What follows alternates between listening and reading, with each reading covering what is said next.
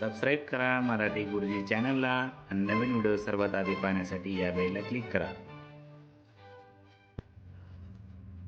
नमस्कार मित्रांनो, मराठी गुरुजी या चॅनलमध्ये आपले स्वागत आहे. आज आपण मोबाईलवर पासपोर्ट फोटो कसे तयार करायचे ते शिकणार आहोत.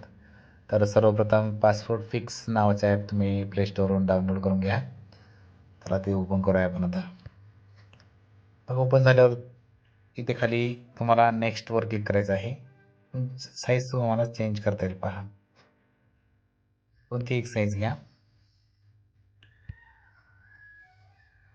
आणि फोल्डर एक सिलेक्ट करा, म्हणजे त्या फोल्डरला ते सेव्ह होतील. मी तर आय डी फोटोज म्हणून तयार केलेला फोल्डर आहे.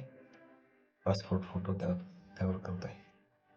Next choose picture. आता रिसेंटमधून घेऊया आपण एखादं. नेक्स्ट याला झूमसुद्धा करता येईल, झूम आउट करता येईल, झूम आउटसुद्धा करता येईल. बघा, तुम्हाला जितका फोटो पाहिजे तितका तुम्ही या ॲपद्वारे घेऊ शकता. कमी जास्त साईज करून घ्या. नेक्स्ट म्हणा.